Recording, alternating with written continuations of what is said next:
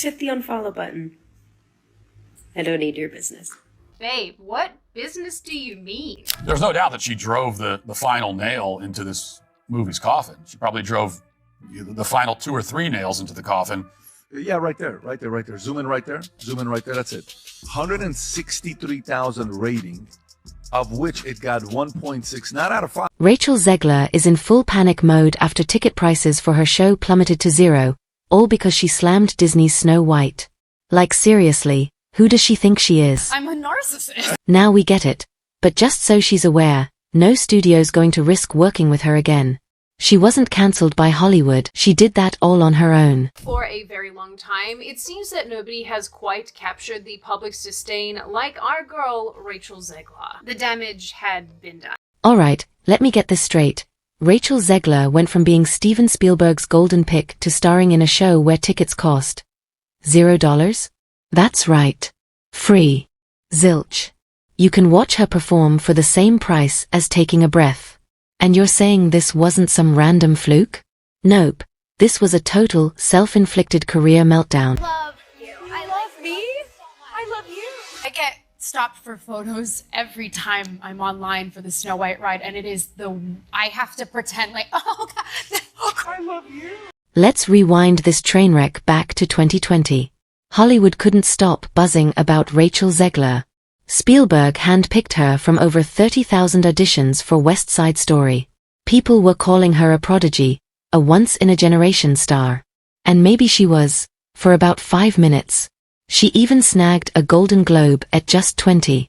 It looked like she hit the Hollywood jackpot, talent, buzz, Spielberg stamp of approval. Then Disney steps in like, here's Snow White kid, don't blow it. At this point, she sort of feels like the poster child for it. What's really interesting is that Zegler's fall from grace has been a very satisfying watch for plenty of people. Well, she blew it. In just 3 years, Rachel went from Disney's Golden Girl to Broadway's Pay What You Want poster child. Imagine being so off-putting, so publicly disliked, that your show has to beg audiences just to show up. That's not art, it's damage control. It's like trying to grill a steak and accidentally torching the whole kitchen.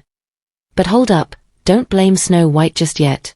This mess started way back with West Side Story. Yep, the film critics raved about and audiences completely ignored. How bad was it? Globally, it barely scraped $76 million on a budget of over $100 million. That's not a flop, it's a full-blown financial faceplant. Snow White just bombed at the box office again. How the hell did that happen? You've heard of a movie flopping at the box office, but have you heard of a movie flopping at the box office twice in 2 months? And how did Rachel handle the flop? With humility and grace? Not even close. Instead, she pointed fingers, blaming white audiences for the film's failure. Because clearly, it couldn't have anything to do with people being tired of yet another woke remake being force-fed to them, right? Nope. According to her, it was all about racial privilege.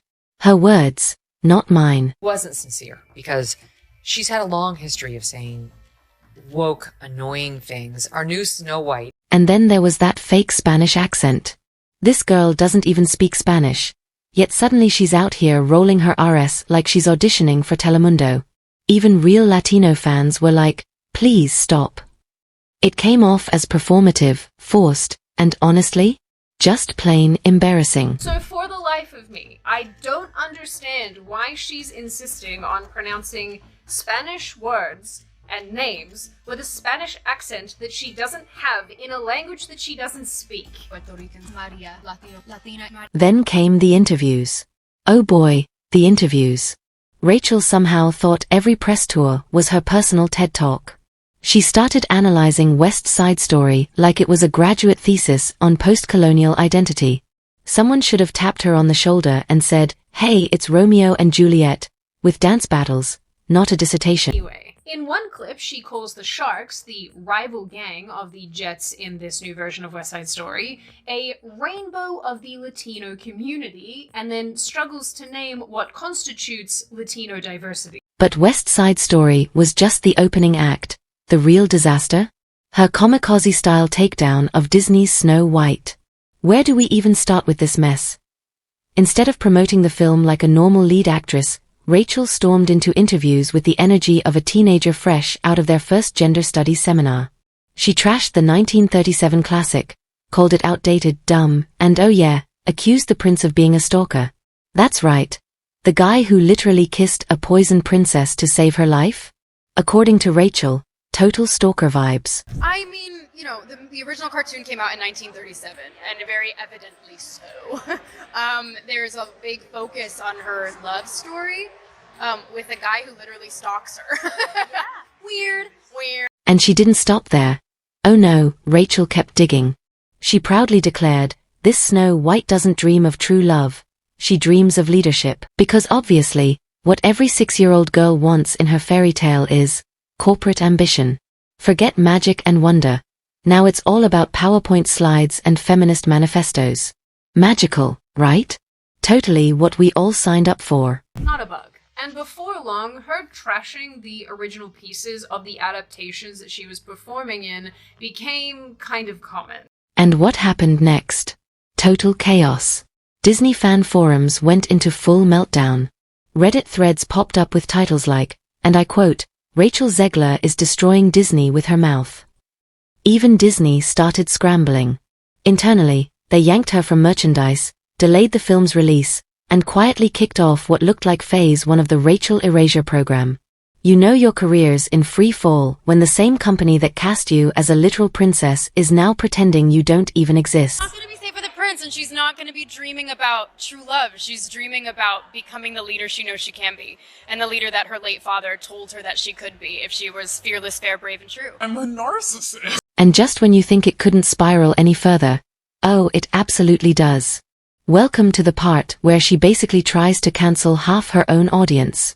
Back in 2020, she hopped on Instagram and dropped this gem, F Donald Trump. May Trump supporters never know peace.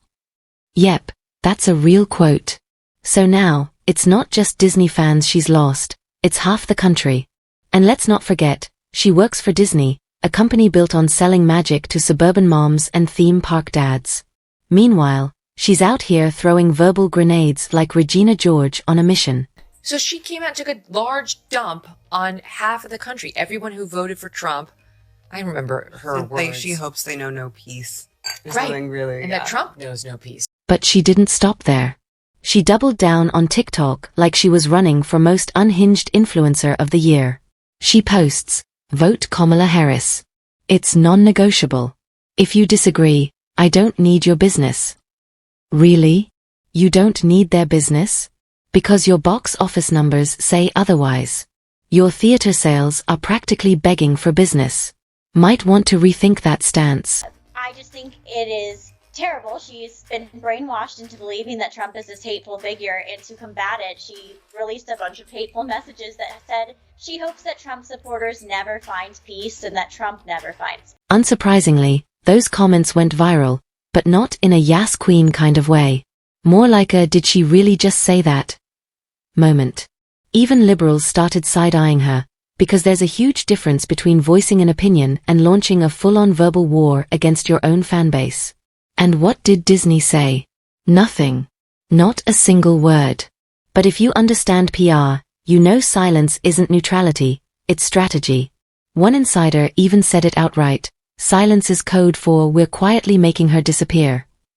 And just like that, Rachel Zegler began fading from the spotlight faster than your favorite discontinued serial. Man's already been almost assassinated twice, so maybe check the rhetoric. So I attacked her, and then she came out and she said, "I apologize." Like I went to— And the wildest part?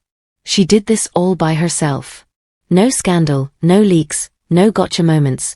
Just her, a mic, and an endless stream of bad decisions. This wasn't Hollywood turning on her. This was Rachel handing Hollywood the scissors and standing still while they cut her out of the frame. She went from Spielberg's Golden Girl to Broadway's clearance rack in record time. She had the crown, and threw it straight in the dumpster. And now? She's still playing the victim. Intro 16. So what does Rachel Zegler do next to save her sinking Hollywood image? She heads back to the stage. Bold move. After roasting Disney, alienating half the country, and turning interviews into political monologues, you'd think she'd lay low. Nope. Rachel looked at the flaming wreckage of her film career and said, "Let's take this energy to Broadway."